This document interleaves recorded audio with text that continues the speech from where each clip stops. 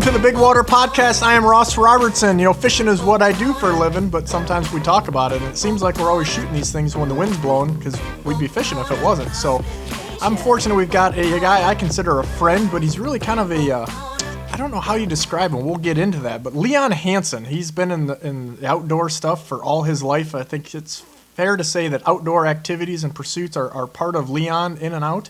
And Leon, I just want to thank you for joining us. Well, thank you. It's always a pleasure to talk about fishing. You're an outdoors guy. Our mutual friend, he calls you the King Tinkerer, you know, because I think that kind of sums up your deal, just a tinkering guy. Is that fair? I do love to make things, believe me. And I like to make things better. And you know, it's probably one of those things, if you're anything like, you know, like my grandparents and just, you know, the older generations, back in the day, you know, like myself, a lot of the stuff I do, I tinker to make it better. But I think back in the day, people did it because they didn't have any money. They did it because that's what they had to do to get it. Is that fair? That's right. And you know, that's exactly the case. And now we're probably, me and you are probably both doing it just because we think that there can be something better, not because we have to. In a lot of respects, you're right. When I grew up, we didn't have Rapalas. We had to make our own. You know? So think about that. We couldn't afford them because they were $4 and the stores didn't have them. So we had to make our own. So we used Marlboro cigarette paper, balsa wood, copper wire, and some hooks. How much were they? Plastic box. How much was a Rapala back then? $4. I'll tell you what. I mean, they're obviously more money now, but that's surprising that it was $4 back then. They were basically unobtainable because they were so few of them. They were collectible almost at that point. You know, because you really couldn't get a hold of them. Yeah, I mean, we're kind of getting ahead of ourselves, but I mean, let's run with this. So, you know, shad wraps. Now, again, I was probably about knee-high to a grasshopper, but when the shad wrap was introduced, you couldn't even buy them. The guys that had them were renting them. I understand that, yeah. On like a Mille Lacs Lake, for example, I know that they rented. Can you imagine renting a lure? What happens if you lose it? That's what I mean. It's like, okay, so I'm not going to rent it. I'm just going to hang it up, and you know, I lost the lure, you know, right? Or maybe they had some crazy. I don't know the details of it, but maybe they had a $300 deposit or something on it. I don't know. How could you sling something on rock piles with it? Oh, that'd be scary for me. I couldn't do it. Or especially like Mille Lacs, which has, you know, pike and muskie in it.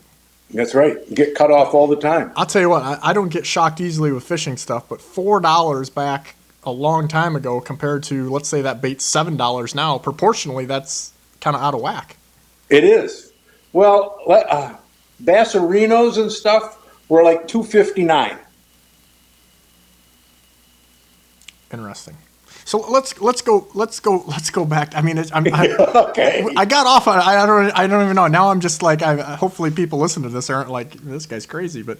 It just blows my mind. But let's get back to Leon starting. I mean, you started fishing when you were a young kid, and I think, you know, most people that we've had on this podcast and the people that we will down the road, they all have that same thing. We talk about it. It sneaks into every one of these things we do. It's passion.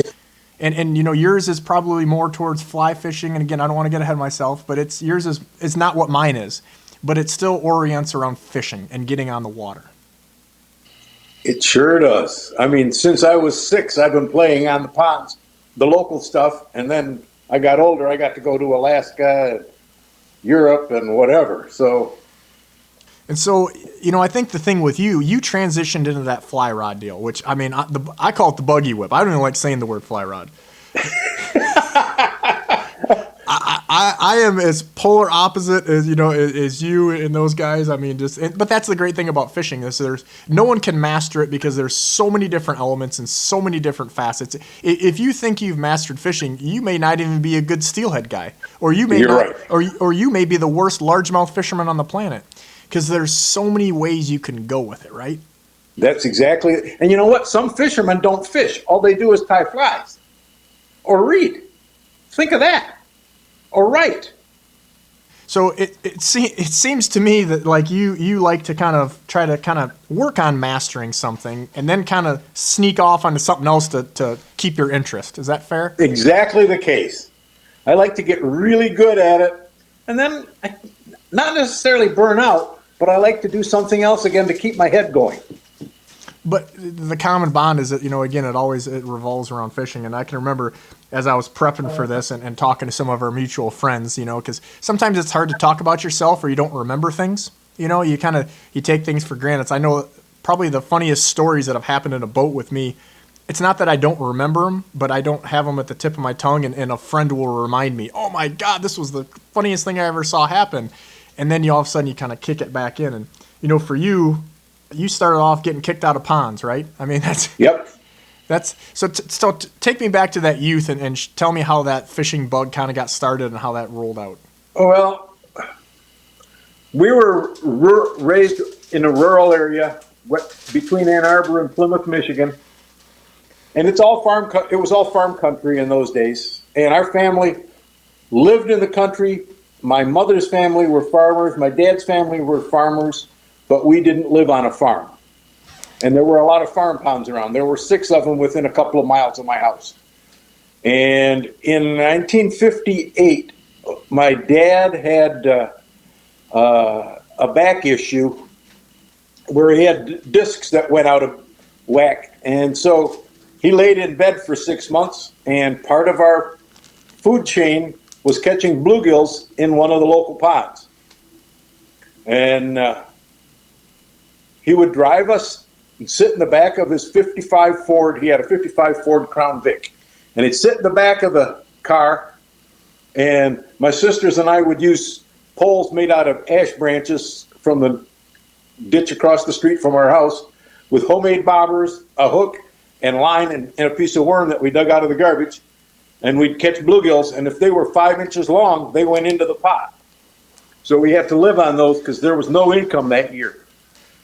And a little bit later, my aunt gave me a casting rod that was a steel one that had a plastic handle.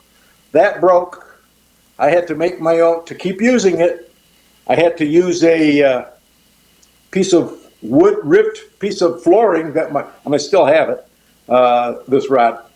And I used 2 pieces of brass drop tube from the plumbing that goes under your sink to hold the reel on.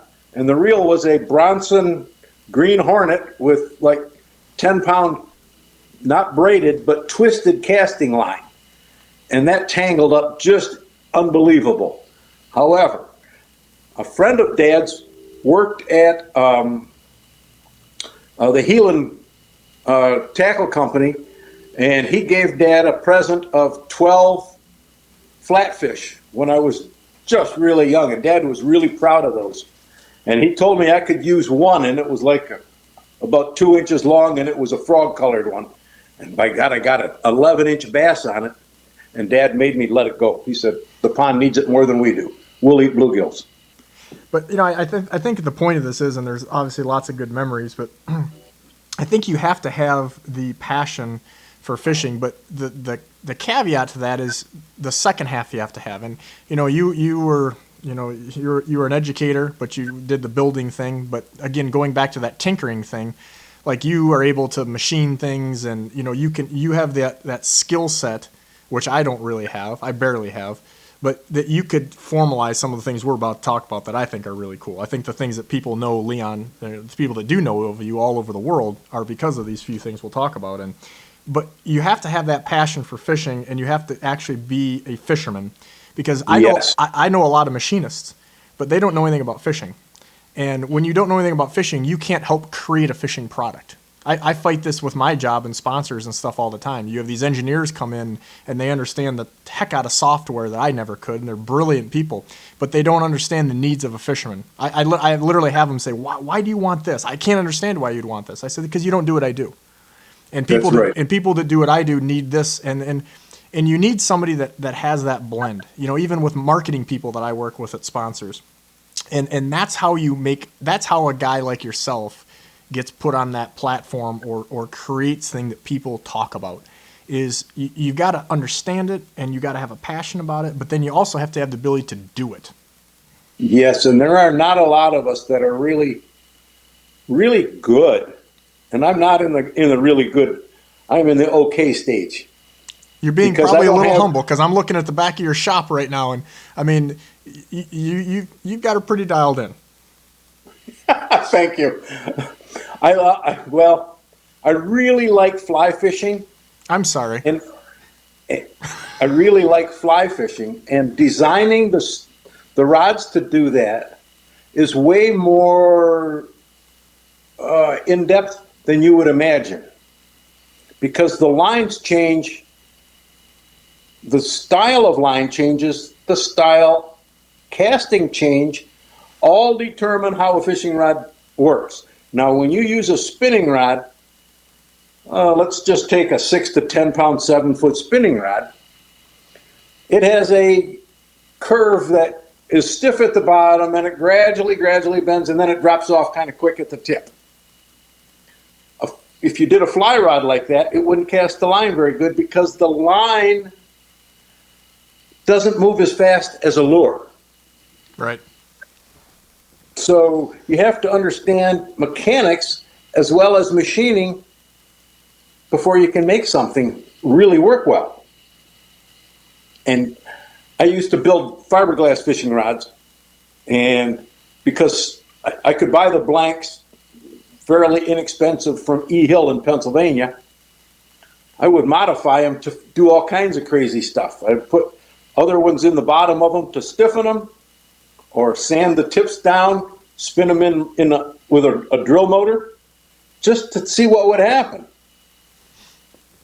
Well, you are the king tinkerer. There's no doubt, and I don't want to make you feel old, because I know just with some of the guys that I know, when we need something fixed, we're probably going to ask Leon what he thinks here, and no different than some of your other cronies that are of that same mold. Which nowadays I don't think there's nearly as many. We're kind of in a buy and throw away mode. Yes, we are. We're in a disposable mode, and things are just different for whatever that's worth. But I met you, believe it or not, a little over 20 years ago at a sporting goods store. I mean, you want to talk about feeling a little older? I think that works for both of us. But that makes me feel young. Yeah, there you go. And you were hawking some custom floats that were like so. I mean, I'm like, the time and money that this is a bobber. Like, what are these going to sell for? $100? Because you could just see in a bobber these custom steelhead floats, I believe is what they were at the time, right? Yes, that's great. The precision and the time and care that put into that. That's probably one of those things that you couldn't do that for a business, because. No. I mean, for you, a lot of this is just like we talked about. I think the key word here would be passion. Because, again, your career as a teacher, while I'm sure it didn't make you wealthy in dollars, it made you wealthy in time and doing things and learning things, being around people. But you can't sell bobbers, custom-made bobbers, for a living. No. No. You couldn't make enough of them, right? No. But that's a good way to get your name out. And that's what that was for. Right. Because I was already pretty well established as a steelhead fisherman, but they really changed the success rate of using float system for steelhead fishing. Well, and then I don't want to like roll out of this too fast, but for people that don't know, Leon, again, it's always difficult to say like who was the first to do this, because I've done a few things that I've pioneered, but you don't want to be the guy sometimes to say that because you don't really know, right? But I think it's very fair to say that you were a very extremely early pioneer in the United States with centerpin reels and customization. Is that? That is true. So I mean, some of these things I've seen, they're selling for $3-4 grand used online. Just so you know. Yeah. How many of those reels did you actually do? I totally made 105, and I kept 10 of them in the family. And out of the 105, 5 of them were for parts, repair parts and stuff. And I actually sold a couple of those because the desire was so great. And they were, as far as I know, the first ones that were made in Michigan. I don't know if there were made any other ones in the United States are not prior to that. So for those listening at home, maybe you're in a place where you don't steelhead fish or fish the river stuff. I know I've been trying to kind of figure out a way to implement this into current walleye fishing as well. But a centerpin reel, and Leon will definitely clean this up for me, essentially is a reel that allows your bait to travel unimpeded down the same flow as the current. So instead of having a spinning rod with a bobber that's not going the exact distance, this basically free spools, so having a really well-machined, essentially bearing or bushing drive, whatever, that's just no mess, no fuss, is going to allow it's that. basically a friction-free system. Right. And so on these reels, there was some reels, I think, from Europe is where this originally started. Is that right? And Yes, so, the first ones were made, they were the Hardy Silex, well, out of metal, but the ones before that were out of wood. whoa. They were Nottingham Starbacks and other old wood reels. And they were called winches in those days. Yeah. That were used to fish in the surf. So did you get your hands on a few of these and said, hey, I obviously this is a no-brainer how to make this better? Well, I had a wooden Nottingham Starback that I bought at a fly show. And that was actually just a wooden spool on a shaft with a nut on it, and you adjusted the nut for the tension on the reel. And then I saw a Hardy Silex, and it was an early one, and I thought, man, is this ever a nice reel? But it didn't spin really well. And then my son Carl introduced me to Hook, Line, and Sinker in Guelph, Canada, and the owner of that had a custom, I can't remember the name of it, a custom reel that was made in Canada at the time. And then my son got a Loomis float reel and then a big Blackbird float reel, and they were all 10, 11, 12, 13 ounces. And this one that the gentleman had in Canada was about 10 ounces, and I thought, wow, that's nice. And I thought, man, so I started making some prototypes. I've got to have a good one. I couldn't find what I wanted. So I made 6 prototypes and had a whole variety of different people try them. And Pete Michael was up there in Ann Arbor fishing with us, and he is the one that kind of beat me. We were fishing below Tippy Dam one day, and he got 3 fish and I got 1. And he says, I told you these float reels work better than spinning reels. So, okay. So at that point, I bought a Loomis. I didn't like it. So then I started making the prototypes, and I tried those. And I had 3 prototypes that we tried the day after Christmas on the Manistee River. We put in at Bear Creek and took out at Rainbow Bend. And this is in cold weather, almost ice conditions, and we got 7 fish that day. And that was a really good day in those days in that part of the river. And I'm going, holy cow. Carl says, Dad, you got to have some of these. You got to make some. And Brian Souza, who owned the boat that was with us, said, I'll take one. And from there on, I just says, okay. So then I started modifying to fit, and I made 3 more to try. Fished up at Sault Ste. Marie and did really good. I had a 20-fish day up there. Then from then on, it just blossomed. Well, yeah, and I think, while maybe you consider it kind of cult-like at the beginning, now, which is, I don't want to get ahead of myself with what I'm about to say about center pins, but I think that everybody knows their effectiveness now. Yes. I mean, you may have been able to argue this even 5 years ago, maybe, but anybody that's in the know, they're going to get laughed out of the room if in those current situations when you're trying to match the drift speed, there's just nothing that does it better. I think what people don't probably know, though, is I mean, how much time and effort did you take into making a better reel? I mean, are you figuring that might be 50 cents an hour for that labor or what? Well, the first reels, the first 3 reels took me in my spare time in the basement 6 months. And I had to chase down and try different bearings. I tried an aluminum for shaft work. That didn't work. I tried steel. That corroded really quickly, so I couldn't use that. So I had to find a stainless that was machinable and make that for the shaft, make the spools. Then I had to determine the balance point, how the reel would spin, the ergonomic comfort, where it sits on the rod. It took me a year to make the first 3 that were really working prototypes. The second ones took me about 30 hours apiece. The second 3. Yeah, nothing. No part of this is fast. There's no fast part of this whole deal. No. And at that point, then, all these people had tried them. They all had an opinion. I took all those opinions, went to a machine shop, and said, "Would you build these?" And they said yes. So I had 100 made in Jackson. I live in Plymouth, so I had to drive to Jackson for every part, and there were like 14 parts.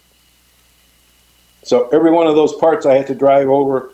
We'd make the first piece of the run, check it, make sure that it did everything that it was supposed to do, and then make the run. And then they would set the machine up, and I would go a few days later.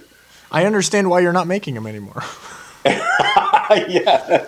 And you know that, and that kind of goes where a lot of people don't know this about me, but back in my college years, late high school and early college years, I used to buy G. Loomis blanks, and I got them through a buddy who could get a deal on the blanks, and I would build, let's say, 3 rods, and I would sell 2 to pay for mine, you know?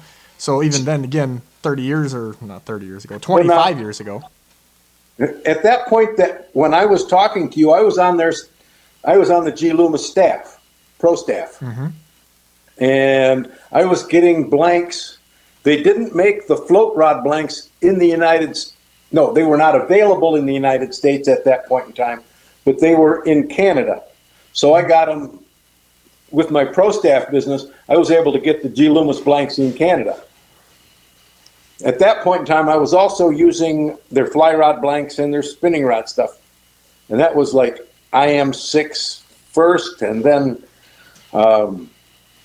IMX, and then right at the end, when they were sold to Shimano, the GLX stuff was coming out, and I had a bunch of those.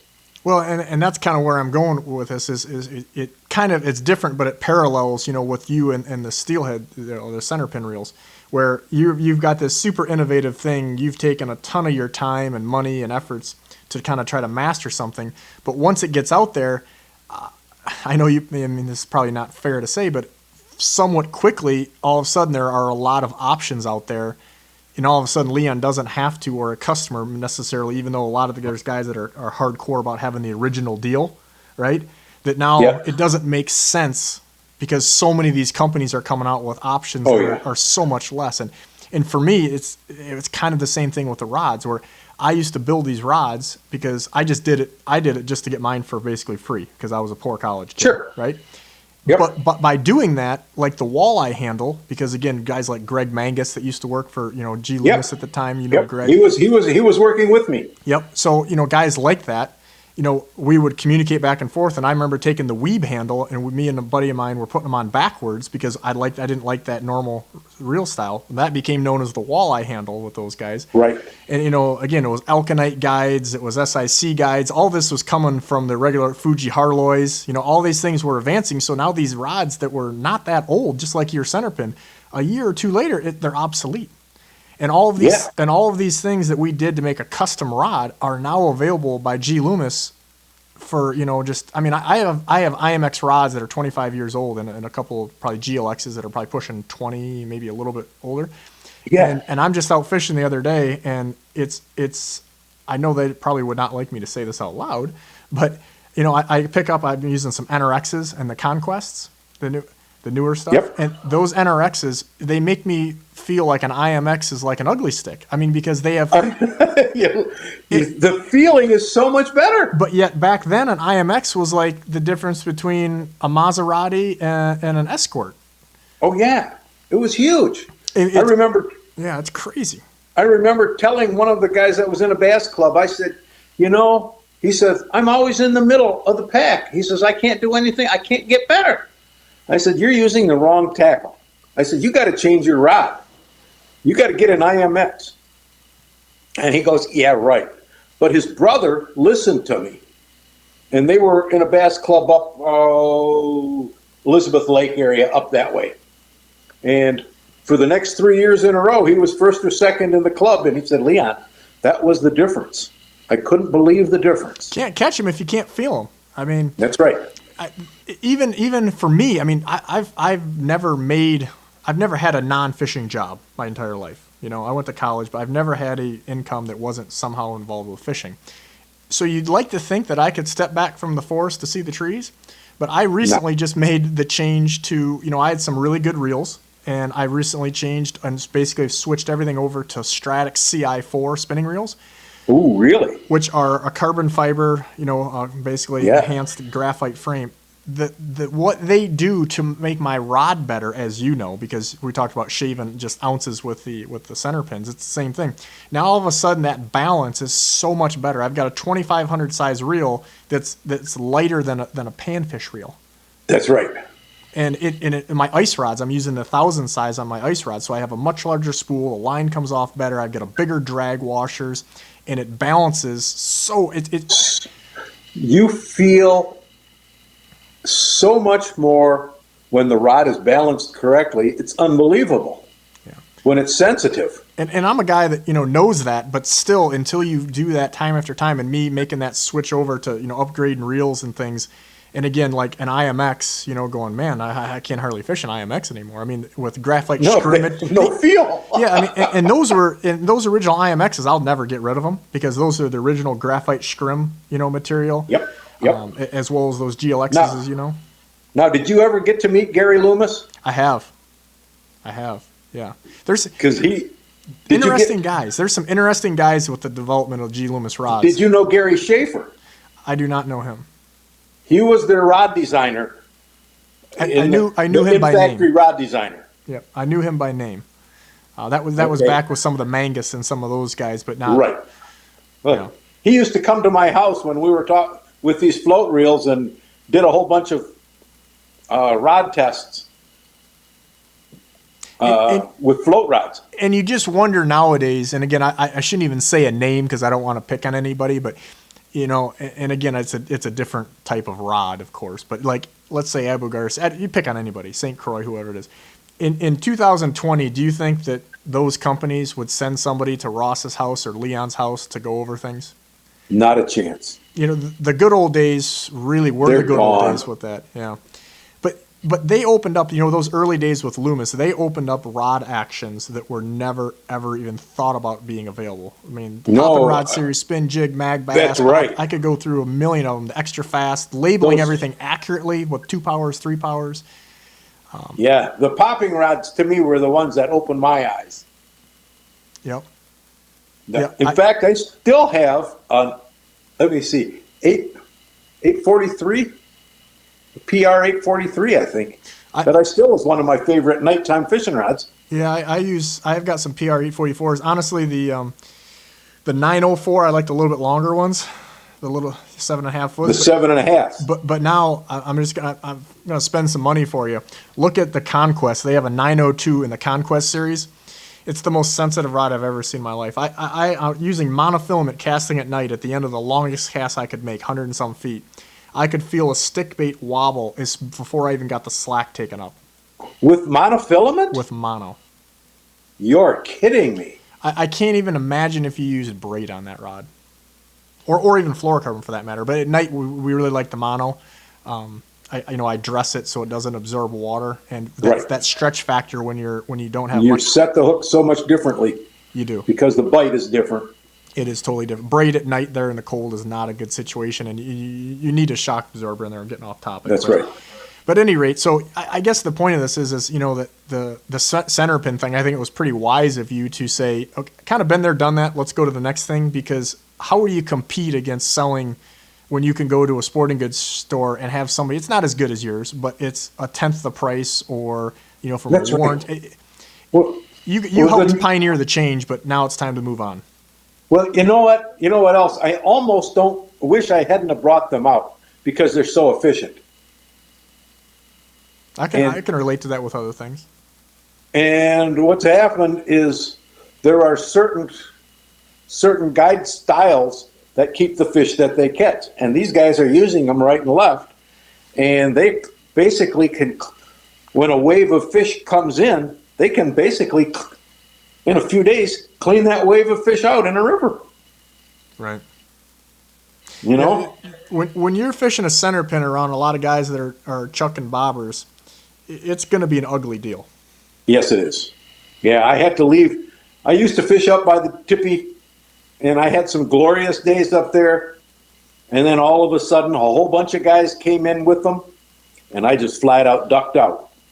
And we fished down the river. I can remember when this was kind of getting going, and me and Craigie and some of the guys were talking and talking about how effective they were, and the analogy came up, which I will never forget.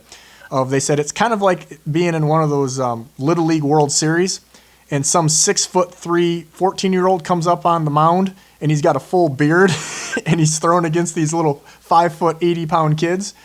That's exactly it. You just can't beat it. It's David and Goliath, really. But That is. If anybody at home has never looked at the Centerpin system, again, I've been kind of trying to mess with it, and I think, again, it probably needs a Leon twist or something, because what we're doing, generally speaking, is not always waiting or fishing the small pockets. But I think that the Centerpin philosophy could be worked into open water or other situations, especially for walleyes, which are around current so much. Yes. I mean, I know there are guys that do it on I won't say limited basis, but on a very specific situation. Yes. But again, you know, in today's world, those things don't tend to get brought to the public as much, because you need something that works a lot. Well, there are conditions where, let me see, and I'm working on a float now that I can do that with, where you can use slip bobbers and drift, and these slip bobbers pull away from the boat, and you can pull them in and out with these float rods and keep on playing with them, and free drift, and the current in the lake and the wind will pull them away from the boat. Now, think about that kind of system. I see a box of stuff coming to my house in the near future.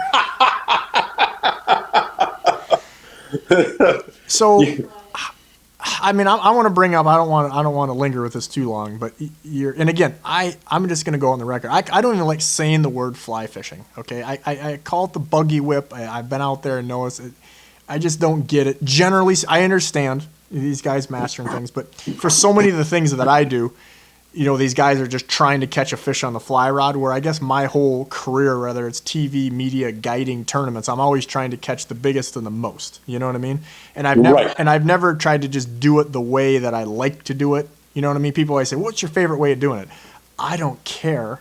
I want to do it whatever is the best and most efficient. And you even have to admit, in most cases, a fly rod's not that. It is only good. Well, there are certain small conditions, and it's deadly. If they're feeding on insects or small minnows that are suspending, it's a pretty good system. Why don't you tell me a little bit before I roll into the next thing there with the dibble fly when you were in Ireland? I can remember this, having a conversation with you about this, and I'm just mentally trying to picture this thing. So those at home almost might have to close their eyes to explain about this whole system. Okay. In Ireland, we were in boats on a big lake. And these lakes are basically brown trout lakes that have a river flowing in and a river flowing out. And there is not a lot of current in the lake proper, but there is a lot of fish in the lake, and there are a lot of bugs in the lake, and there are a lot of weeds. And the fish, you don't want to call it migrate, but they follow the bait, just like walleyes do. And they're very touchy about the behavior of the bugs. And you can attract them and they'll follow, but they don't bite. Kind of like you might have that happen a lot in the late season. So now what we would do is we were in this boat and the lake authorities didn't want you standing in these little rowing dories. They're like round bottom that are really rocky but very safe as long as you're sitting in them. We weren't supposed to stand up. And those guys used an 11-foot fly rod. They'd cast downwind, and the leaders were about 20 feet long. There was like 4 feet, and then a fly tied on a dropper about a foot down, and then 4 feet. That was the biggest fly. And then the next one down would be on a 8-inch dropper, and then 4 feet more, and then 3-inch dropper, and then 4 feet more, and a little fly on the end. And you kind of heave this up into the air and let it float downwind, and you kind of hold it in the air so that the whole mess all straightens out and the flies all land where they're supposed to. You let it sit a second, and then you start making short little strips that might be 2 to 3 inches. Strip, strip, strip, strip. And as you're stripping, you're slowly lifting the rod tip up in the air so that it's like at 11 o'clock. And when the first fly comes out of the water, they call it dibbling, and you wiggle it around a little bit and lift it up and down. It's different than dapping because dapping lets the wind flop it up and down. Dibbling, we're wiggling it. So you fly guys are nuts. Okay. Just the terminology alone, I get lost. And then you do it to the next fly, and then you do it to the next fly, and then the little fly comes up by the surface, and you see the bulge of it in the surface, and all of a sudden there is like either just a hole, and the fish is on, or you don't even see it. He is just moving through the water, picked it off, and kept on going, and they're just on. And these fish are 20, 22 inches. They're nice trout. See, I think strong. That's the cool thing about fishing is so many things that I do here, on the Great Lakes, mostly are generated by the salmon industry, way back on Seas, jets. I mean, you could name a ton of things. Most of the rigging things that we do are Minnesota, Dakotas, Canada stuff. Yep. And no different than like these things. There's so many unique little pocketed things that no one tries in Michigan because no one's been to Ireland to try it. Or if they do, they're going to keep it to themselves. And I think those tricks there really isn't as many tricks and secrets anymore because of social media and the internet, right? Social media has opened up the door to all of that information. And fishermen just can't keep their mouth shut anymore. Nope. I mean, nope, we're blabbers. Yeah. I mean, it didn't used to be. I think it used to be like that, but it didn't have a vehicle to get out so quickly. Well, when I was first into bamboo fly rod building, everything was kind of like all hush hush and secret. And then, I don't know, probably 20 years ago, after Hoagy Carmichael wrote the book on how to build a bamboo fly rod, it changed the whole world, kind of. Everybody said, well, if he can do that. And at that point in time, there was Bob Summers, had been working for the Paul Young Company here in town, but he was in Traverse at that point. There was the Wara brothers, one here in Detroit and one up in Marquette, Wes Cooper, and myself. And there weren't very many people in the country doing it. It was kind of like it had died off because fiberglass had come in and it was, quote, better. And bamboo had fallen off. And then 20 years ago or so, because when I was doing it first, it was 40 years ago. About 20 years ago, it became cool again. And then I found out about hollow building through Per Brandon, and that changed the whole game again. And now it's pretty cool. There's a pretty nice niche now. I can definitely, although I'm not involved or really care about any of this, to be honest, but I definitely understand what you're saying because I know just me being in the fishing business, there was that thing of like, oh, you got a bamboo fly rod? And then it went to your different words, but same result. Then people would be like, you have a bamboo fly rod? Why don't you have an IMX or a GLX fly rod? Why don't you have a a graphite or a composition rod. And then it became back into the, you don't have a bamboo? Obviously, you're not in the know or you don't have enough money. Yeah. So it really has and I think you could argue that you became on a platform with a lot of people on the inside because of the Centerpin. But yes, I think that, and while maybe even a different group, but those in the tackle know-how, probably the bamboo fly rod is what really is how a lot of people know you, and that's definitely what we want to talk about. Yes, that's a really big part of my I don't know, knowledge area, I guess you want to call it. I mean, so these custom bamboo fly rods, I mean, what is a ballpark range on what an average one would sell for? Oh, you can find them for $300 or $400. Average probably are $12 to $2,000. And I just remember, because I've known you through pretty much a majority of this kind of tinkering process, as you will. I remember early on, I don't remember how many hours, but we got you to dial this in. Like when you first started, how many hours did it take you to make one rod? Because it was a bunch, wasn't it? It's a bunch. It takes me 60 hours. It used to take me about 45 or so, but it's changed because I'm much more particular about my finish on it now. And I've got some other processes that I've made that I have incorporated to hollow them. And that adds a significant amount of time too. Well, I mean, there's so much going on there with those ferrules, and then you've explained the process to me about having to line these things up. I mean, how much goes into the selection process, or just like anything, just like building a house? I mean, getting good materials. Well, there was the Charles Demarest Company initially was the importer, and then Andy Royer started importing them on the West Coast, because Demarest was on the East Coast. And then Andy Royer actually got cancer and passed away. And, Dave, what's his name? Has taken over the business. And initially when we could buy bamboo, we'd have to buy a lot and kind of handpick what you got.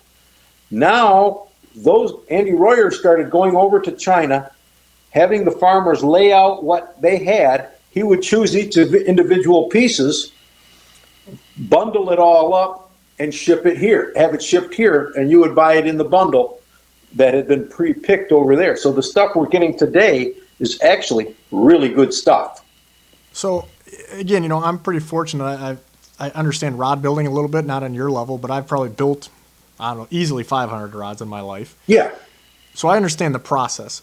But how much different is doing a bamboo? Because as you kind of explained it to me as we BS at sport shows or whatever, it's almost like building like a honeycomb where you have like pieces that you're lining up. Is that correct? It is. Now what happens is when you make yours a graphite blank, they have, I'm going to call it a sheet of graphite that's fibers, that has a little bit of holding it together, and they cut it into a shape. They wrap it around a metal mandrel that has some grease on it or wax, put it into an oven or spin it with some tape that's going to shrink, put it in an oven, shrink it down, pull it out, grind it smooth, and you have a blank ready for you. However, you can hardly change a graphite blank today because the walls are so thin. Right. Okay?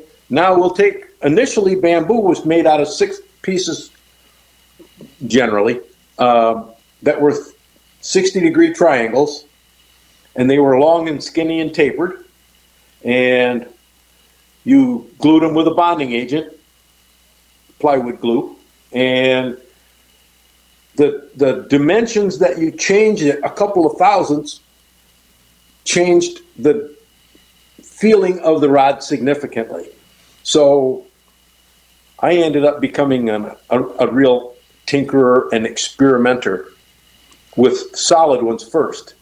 And then Per Brandon said, you ought to make them hollow. And he talked to me about how to do it. And it was using the building process that Edwin Powell had developed in the 30s. So I thought, oh, no, I'm not going to do it. And then once a month he would call and say, well, so finally after about 12 wells, I thought, okay, I'm going to do it. So I stopped making solid ones altogether and spent a year designing the machinery to make them hollow, making them hollow, and experimenting and breaking them and making them work. That's got to be painful. You spend X number of hours on one, take it out and break it in 5 seconds and be like, oops. Well, now, let me just tell you what I did the other day. Made an 8.5-foot 3-piece 3-weight, which is a light line rod.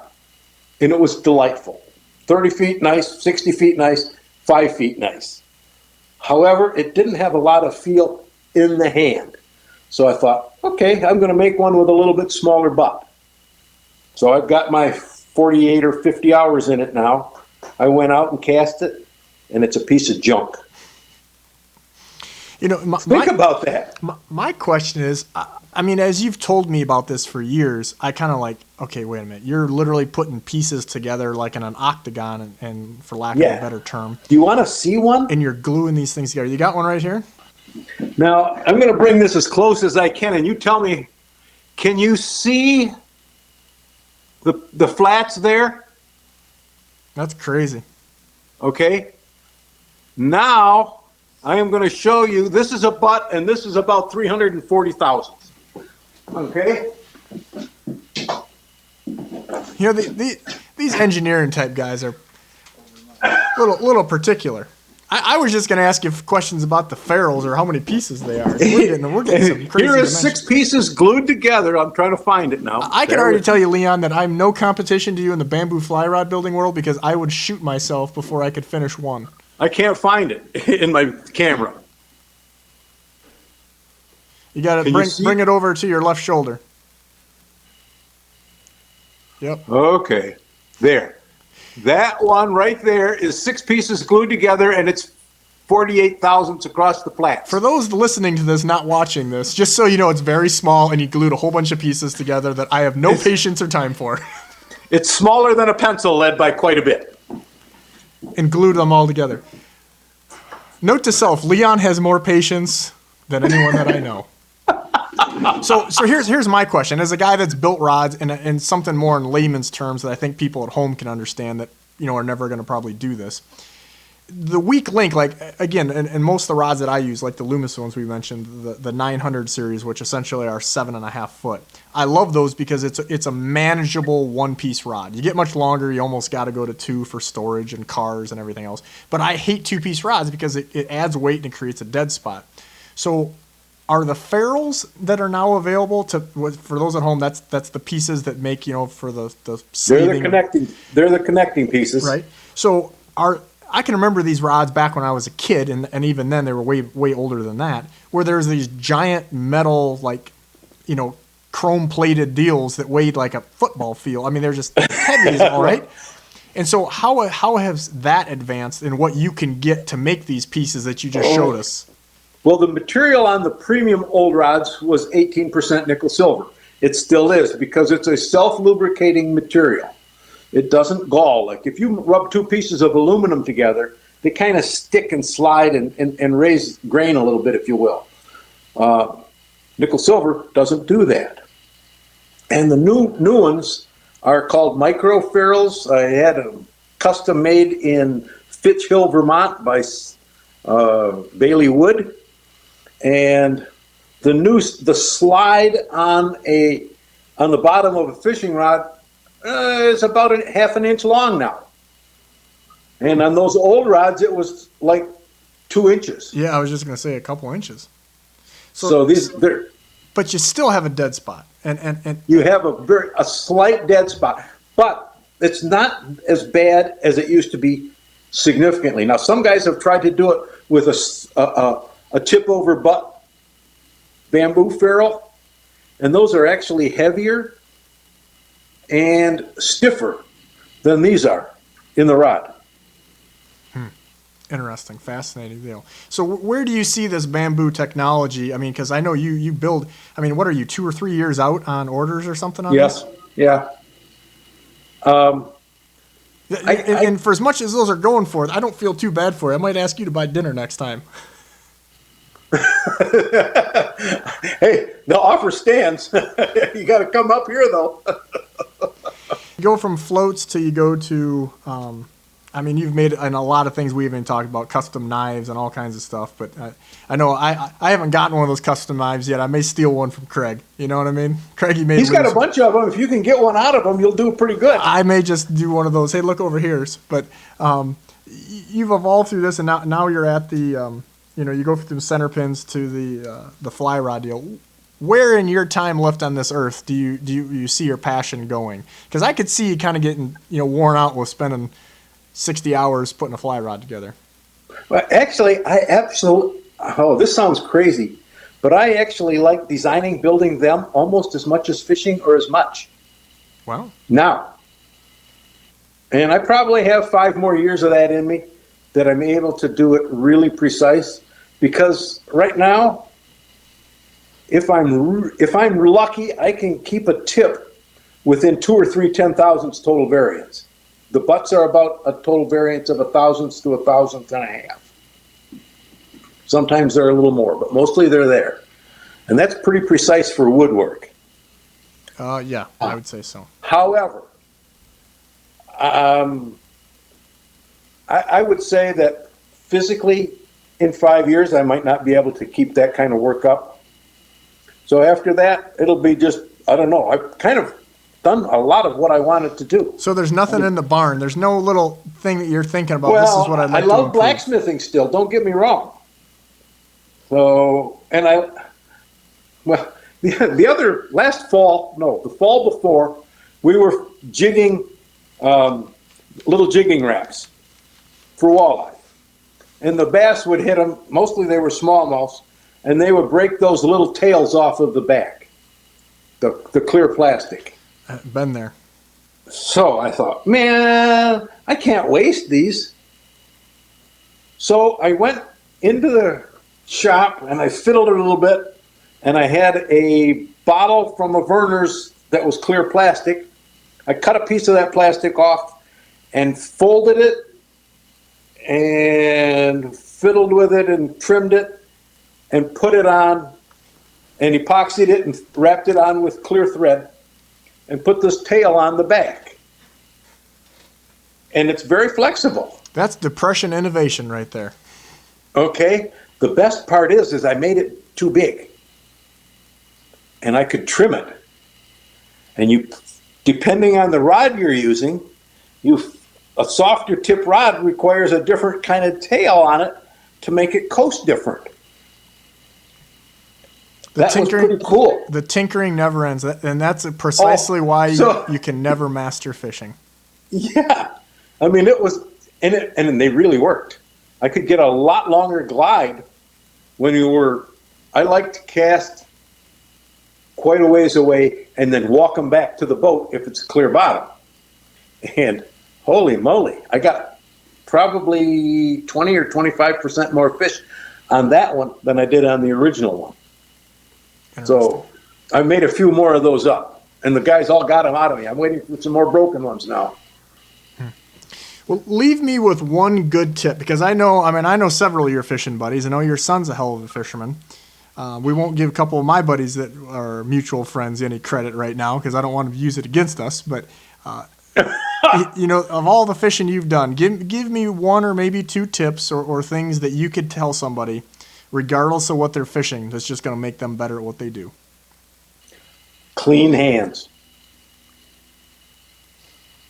That's a salmon and trout guy talking right there, isn't it? Oh, is it ever? And explain that, because I know where you're going with that. West Coast guys. Yep. Your hands have, bears and raccoons are the only persons that have the amino acid in their skin that is L-lysine. Okay? When fish smell that, it's a repellent. It's like putting a banana in a fish bowl. It's the same thing. You put a banana in a fish bowl with a goldfish in there, as soon as that potassium gets in the water, that goldfish will jump out of the bowl.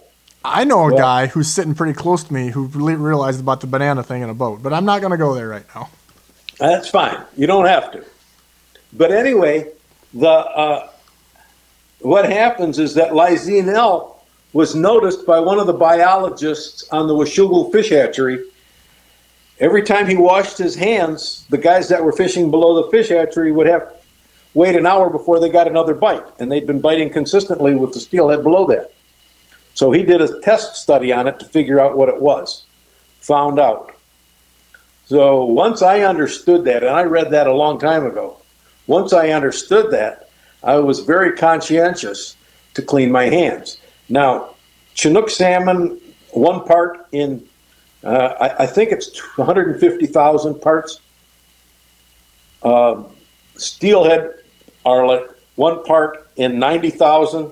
That's a drop in a 1 meter swimming pool. Walleyes and bass are about 1 part in 20,000. So, and at night, walleyes either hammer it or they bump it. And I found out that with good clean hands and the right smell, I don't get bumped. I get a lot more night bites.